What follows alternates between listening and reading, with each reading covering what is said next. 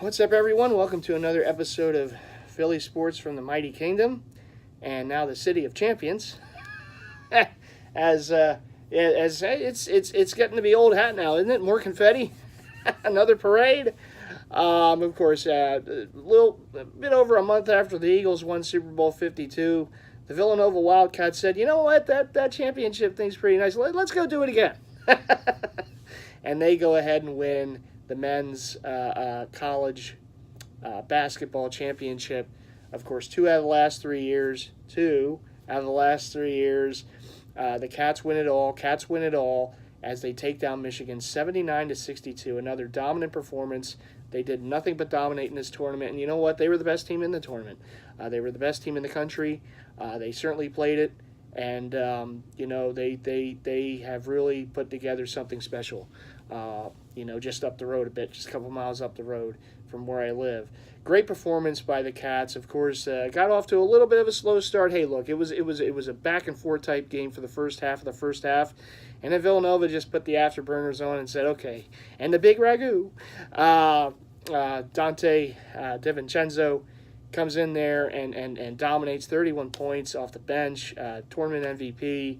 Great performance by him. Great performance by the Cats.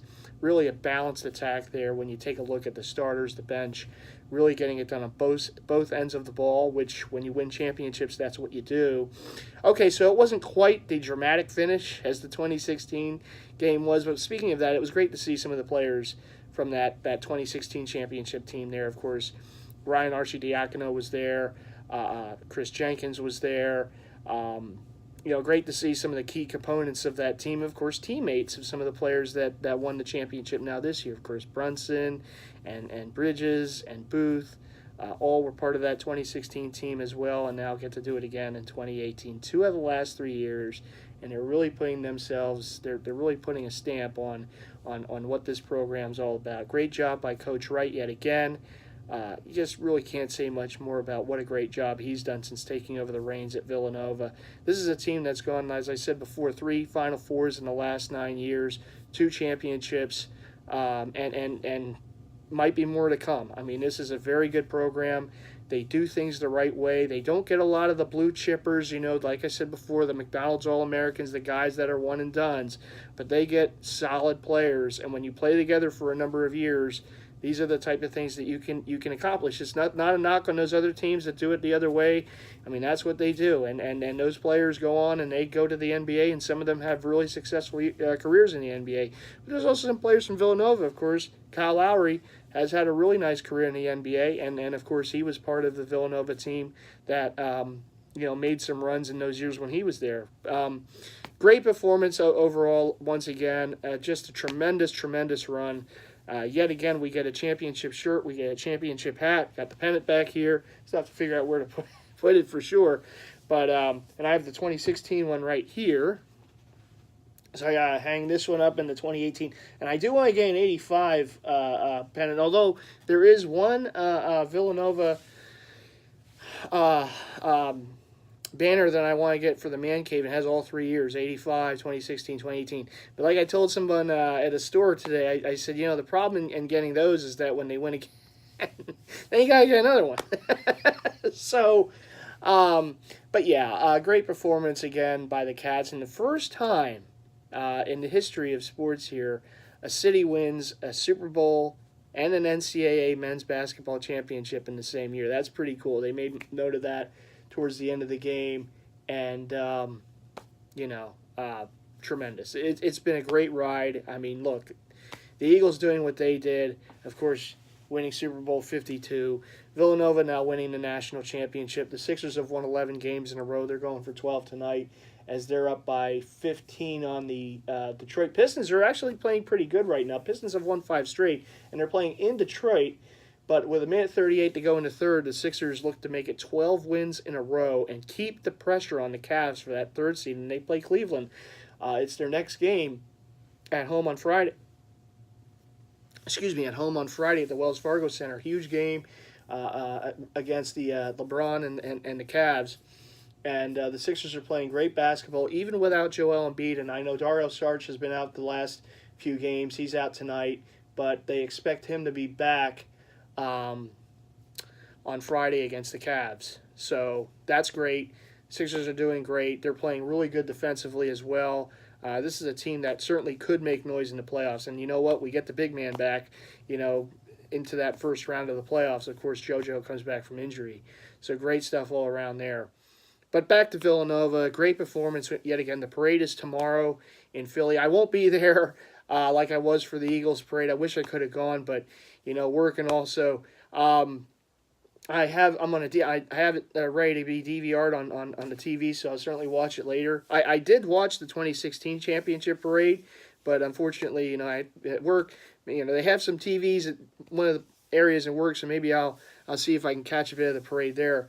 But nonetheless, it's a tremendous thing, and you know what, for Philly, we know how to appreciate it, and I know not everyone in Philly is all back behind Villanova, but championships, winning championships. When you go through years, and we know what it is, to go through those lean years and years where our teams aren't winning, and of course years where we come close to winning and just can't get it done. Maybe the Joe Carter home run, the Patrick Kane goal in Game 6 in overtime.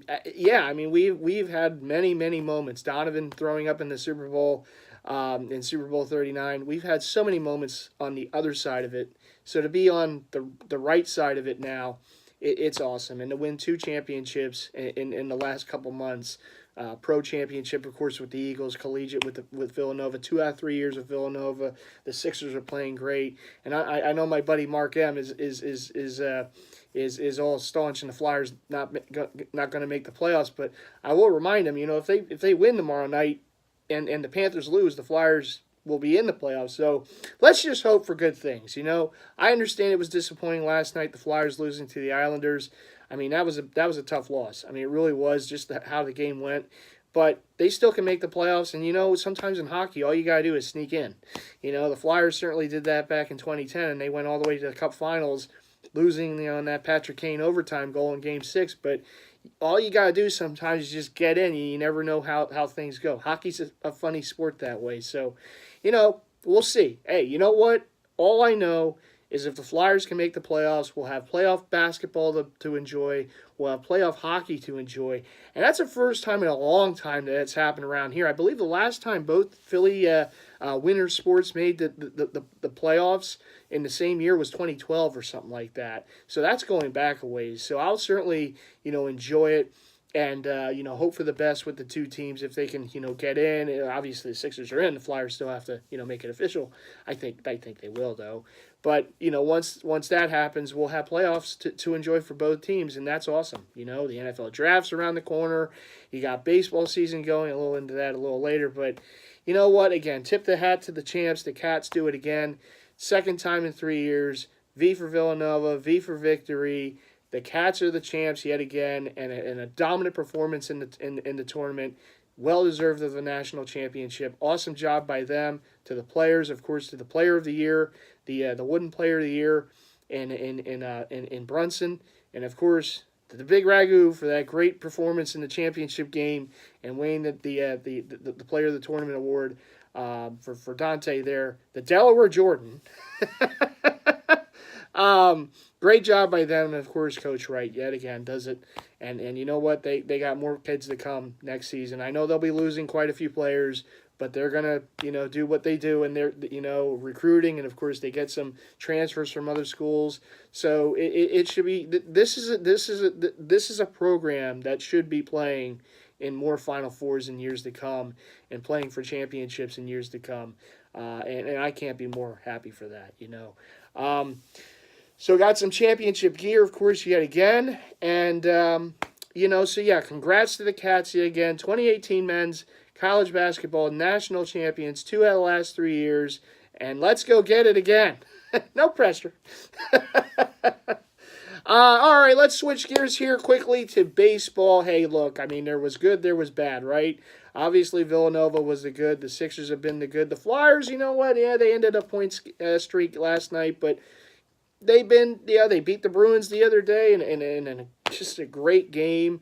Just, one of those games that, the Bruins get a goal with 3 seconds to go in the third period to tie it. You're going, oh, no. But then the captain Claude Giroux with a great move in the open and scores the game-winning goal. What a year he's had. And I know it's kind of lost in the disappointment that the Flyers have, have been, up and down, up and down, up and down. But what a great bounce-back year for Captain Claude Giroux. They put him on the wing, and he has really excelled. Great year also by Travis Konechny.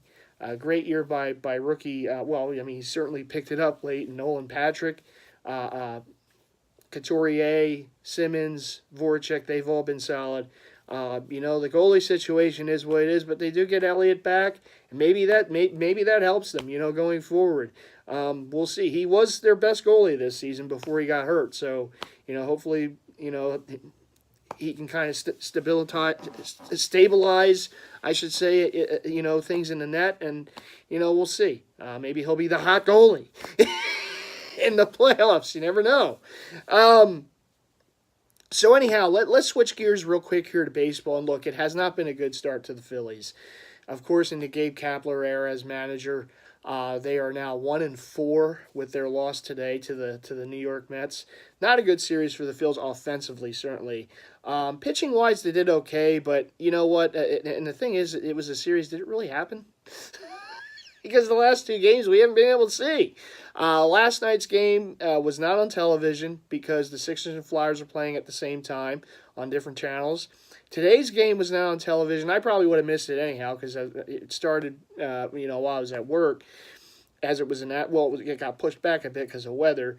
But the game was being shown on Facebook, and I think MLB Baseball is doing this. I think 25 games or something like this year are going to be on Facebook. And okay, it is what it is, but it wasn't on television. So the last two games for the Phillies have not been on local TV.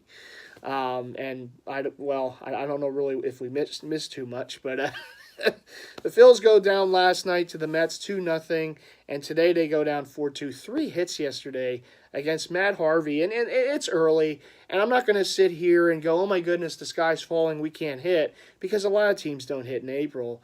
So I'm not overly concerned with it. I would like to see some of the guys start heating up a bit, but it is what it is. It's been really dreary out. The weather has just been horrible. So it is what it is. Today was a very windy day. So, it is what it is. But today they go down 4-2.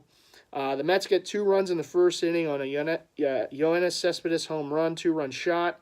The Phillies get a run in the third, their first run of the series. When Nick Williams grounded out the second, Hernandez scored. And then in the third, Santana stole home. All right, so that would have been exciting to see. But at the time, the Phillies tied it. And then the sixth inning, which was not a good inning for the Phillies in this series. The Mets got both their runs, I believe, in the 6 innings last night. In the 6th inning today, Rosario triples the deep right. Cabrera and Flores scored, and that was the difference in the ball game. The Phils go down 4-2, and there was some talk the Phillies were shifting or something, and that gave up the. It is what it is. Teams shift. There's a lot of shifts that happen, in baseball. It is what it is. What can you do? Sometimes it's going to lead to runs. Sometimes it's going to prevent runs. The problem, really, if you want to really, nail it down, is the fact the Phillies got 2 runs in 2 games. Today they get 5 hits. So do the Mets, but the Mets made theirs count a little more. The Phillies get 5 hits, and they had 2 errors. So that's definitely not good. The Mets get 5 hits, no errors. They get 4 runs. Again, the 2 runs in the 6th inning was the difference. The Phillies could do nothing offensively. And I know Noah Syndergaard was on the mound today, and Matt Harvey last night. And I know he's not the Matt Harvey from years ago when they were going to the World Series and whatnot, but still a decent pitcher. But the fact of the matter, I know the weather's been dreary, and it's just it's tough hitting weather. This type of weather. But the fact of the matter is that the Phillies' offense has really done them no favors. When you really think about it, the Phillies scored 5 runs in the first game of the season against Atlanta. Of course, they lost that one. They score 5 runs again the second game. They win that one in extra innings, 5-4. But then the next 3 games now, they've scored 2 runs, no runs, and 2 runs. And again, it's not hitting weather. I remember when Charlie Manuel used to call it hitting weather. It's not exactly hitting weather, and there are other teams in the league who have struggled offensively out of the gates too. And it's not that surprising. A lot of teams do, usually coming out in April. But the fact of the matter is that it's hard to win games when you score two or less runs the last three games. I mean, you're really putting a lot of onus and tax on this pitching staff, who really, for the most part, if you take out Aaron Nola, and we still have to see Jake Arrieta, who makes his first start, I believe, on Monday, if I'm not mistaken, against the Reds, unless they bump him up. They had an unexpected off day with the rain. The first game of the Mets series was rained out. They had an off day, a regular scheduled off day on Monday. They have another off day on Friday. It's kind of a weird schedule to start. They didn't even play, or I'm sorry, the off day was on Sunday, which is weird because usually Phillies play every Sunday during baseball season. Then they had the unexpected off day on Monday because of the weather. Yesterday they played, today they played, tomorrow they play the home opener against the Miami Marlins. But then Friday they have another off day. It's just one of those weird type situations to start a season schedule-wise. But that's what it looks like. But two runs against the Braves, of course, in that debacle game on Saturday night, 15-2. And then no runs last night, 3 hits, 5 hits today, and 2 runs. It's hard to win that way. And like I said, the pitching staff, yeah, I mean, after Nola, and we'll see about Arrieta, I mean, I don't know. I mean, they're okay, but are they, this lockdown, shutdown type pitching staff? Probably not. And the bullpen they're still defining roles. So, yeah, I mean, when you don't score a lot of runs per game, it's going to put that much more onus and tax on this pitching staff. And this isn't your, shutdown pitching staff. I hope it becomes one. I really do. But to shut down the opposition, constantly every game, it's just a tough thing to do. I mean, the Mets get 2 runs last night, they win the game. The Mets get 4 runs today, they win the game. Okay, so the pitching was pretty good against the Mets in this series. Certainly better than the 15 runs the Murderers Row Braves lineup put up on Saturday night. But again, I mean, not being able to score runs, and they left, I believe, 7 runners in scoring position the other night, and I think today again. Hitting with runners in scoring position, it's not always the easiest thing in the world, but you got to be able to do it. You got to be able to connect from time to time, and this team had chances last night. Even in the 9th inning, they had runners at the corners. I had the game on my ESPN app, right? I'm like following it, the game track or whatever it's called. And they had runners at the corners with 1 out. I mean, at least one of those runs sort of scored. And who knows what could happen. But then there was a foul out by Kingery, and then I believe a ground out ended it on Knapp. And again, it sometimes it is tough luck. I didn't see the play, but I heard that the Mets, the guy reached out. It was one of those kind of reach out to get the ball type deals in foul territory and made the play. But still, it's not being able to put the ball in play, not being able to get a fly ball to score the runner from third. It's the little things that you got to be able to do, and you got to try to be able to do it consistently. Is it always going to happen? No. As I said, baseball is a game of failure. It just is. You fail a lot more than you succeed. Even the great hitters. Giancarlo Stanton went 0 for 5 with the golden sombrero yesterday, was getting booed at Yankee Stadium, So it happens to everybody. But for this team as a collective unit, and I understand they're young, and when you have a young team, there are going to be mistakes and growing pains, but you got to be able to. The onus for this team this year was to be able to do better with runners in scoring position with less than 2 outs. And so far this season, it's been a mixed bag, but most of it hasn't been very good. And it's early. It's 5 games in. I'm not going to sit here and say this team's going to be the worst team in baseball and with scoring runs with runners in scoring position with less than 2 outs. But they got to find a way to get it done. And it's easier said than done. It's easy for me to say that just sitting on this chair. I've never played baseball in my life, but watching professionals up there, someone's got to get a hit, a sac fly, something. I mean, and I know you got to credit the pitcher sometime, and that's just how it goes. But you got to be able to do a better job. I mean, it's maddening sometimes. In the last few years, it's been the same thing with this team. Not scoring with runners in scoring position with less than 2 outs. And here we are early in the season. We're seeing it again. I get it. It's a young team. They have a lot of promise still. I'm not sitting here bashing them. But at the same time, it's, come on, guys. Nice to see you guys come through every once in a while in these type of situations. It's frustrating. I mean, look, this team getting off to a 1-4 start when it started the season, when you're up 5-0 in that first game, and that could have been a win, and how that fell apart. And really, if you think about it, they were lucky to win the one game they did. I mean, if Peter Borges's foot was on the plate, crossing it, they would have lost game two to the Braves. But again, that's baseball. They got lucky that wasn't a run. They were able to win in extra innings. Okay, go to 1-1, but then the 15-2 disaster occurred. And here we are. In like I said, over the last how many years, the Mets have had the Phillies number. I know the Phillies haven't been a very good team. The Mets have certainly had a little more success in a more recent time than the Phillies. But then again, the Phillies do have that. Met fans remember. So,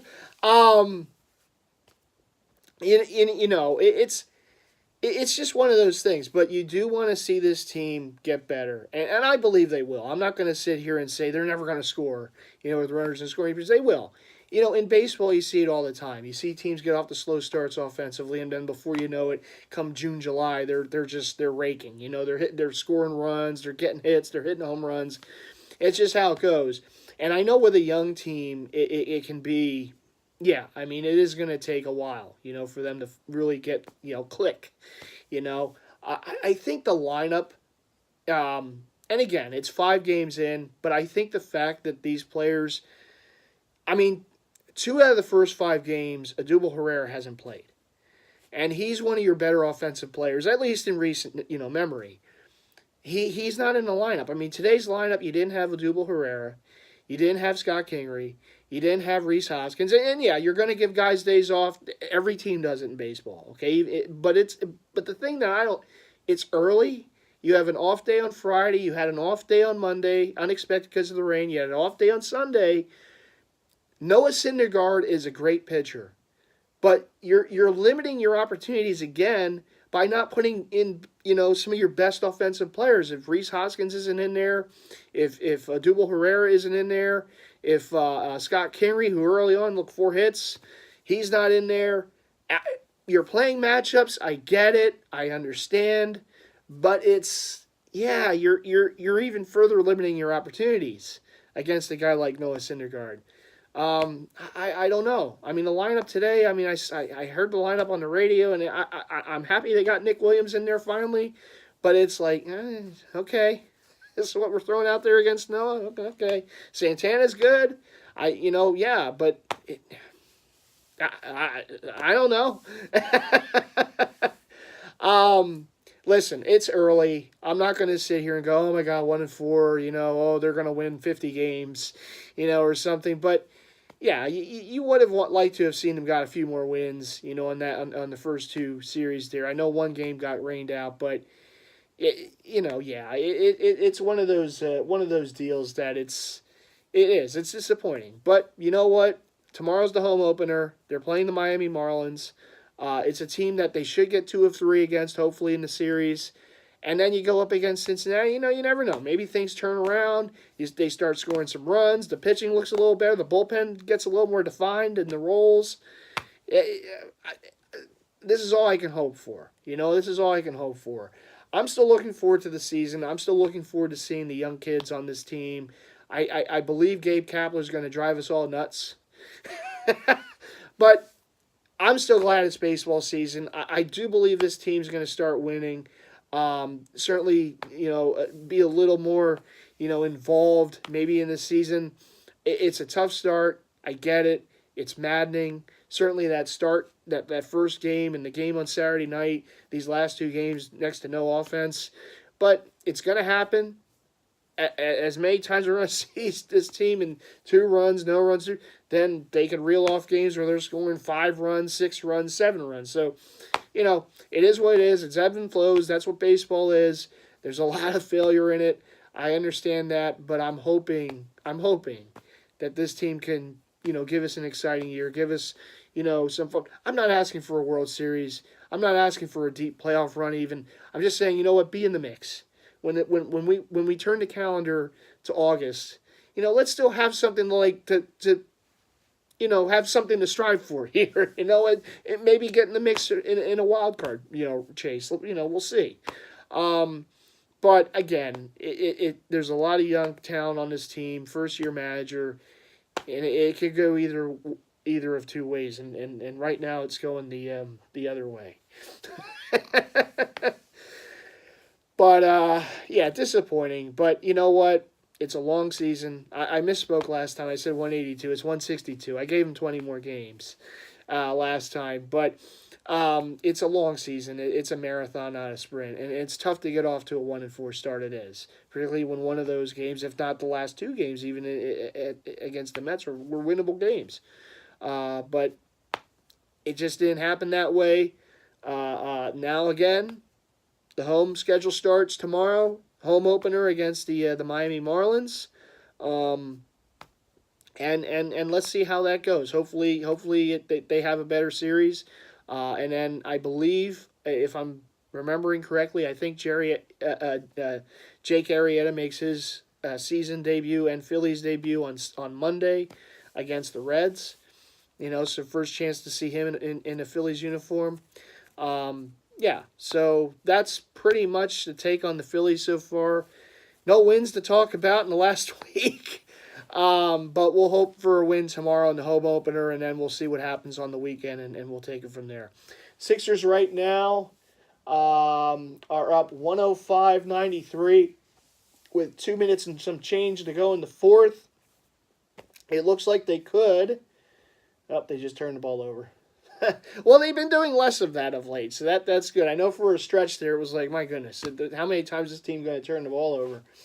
But the Sixers, unless some miraculous event happens and like the Detroit Bad Boys get onto the court, the Sixers are more than likely going to win their 12th game in a row, and things are still pretty bunched up there for 3, 4, 5 in the standings, and even 6 in a way. So it's like, getting these wins is impressive when you think about the fact they don't have Joel Embiid, and the last few games at least they haven't had Dario Saric, so they haven't had two of their top players in the last handful of games here. And not only are they winning games, they're winning games convincingly. Now look, they're against teams you should be winning convincingly against, like the Hawks, the Nets, sprinkling the Knicks in there.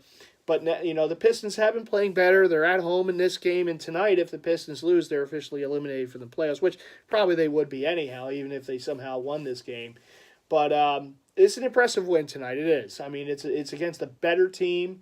You're playing in their home court, the Little Caesars Arena, and it looks like the Sixers are on their way. Under 2 minutes to go now. They have the ball, and they're up again 105-93.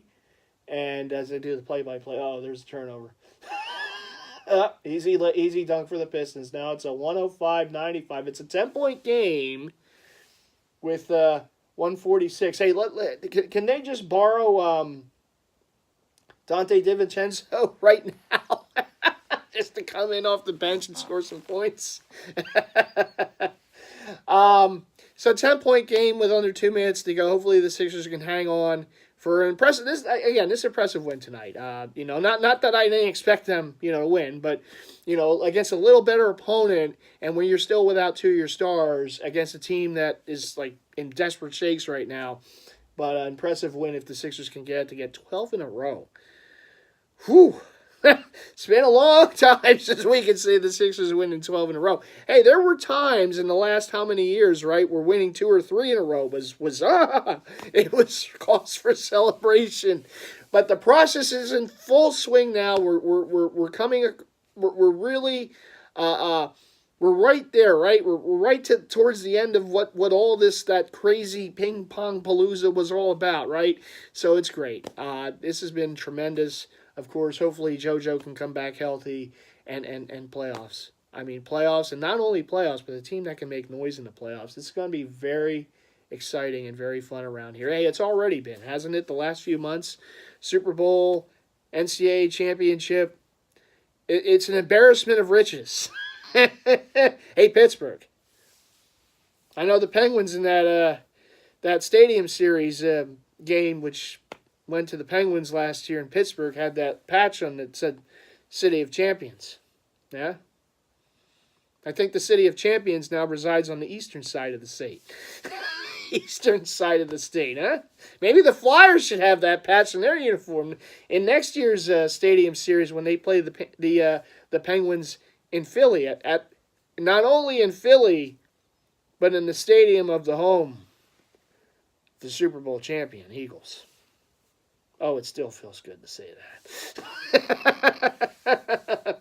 We're the City of Champions now, Pittsburgh. All right, so anyhow, thanks as always for watching. Oh my goodness, I went over 30 minutes. Little game update here. The Sixers have the ball. They pass it around. A three-pointer on the way. It's good. It's good, and the Sixers extend the lead. Bellinelli with a three. 108-95 with a minute 27 and counting from a place that's easy to get pizza. Little Caesars Arena, and the Pistons just make it a three of their own. My goodness, I thought that was a two, but it was a three.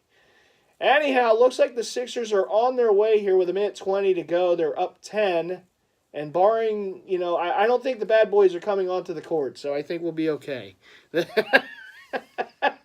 So the Sixers, they're passing it around. Oh, easy dunk for Simmons. Look at that. Oh, but there's a foul. I don't think the dunk count. No, it didn't. But there's a foul. I'm just going to go ahead and watch the game now. But thanks for watching as always. I'll see you guys and gals out there in the next episode of Philly Sports from the Mighty Kingdom. All right, everyone, take care. And go Sixers. Go Flyers. Let's make the playoffs, Flyers. Nail it down tomorrow night. Hopefully a Flyers win, a Panthers loss. Flyers should be in the playoffs. And Phillies win the home opener against the Marlins. And let's turn things around. Come on. Come on. You're in a city now that, not that there's any, not that there's any pressure or anything, but I'm just saying. Anyhow, I'll see you all around. Take care.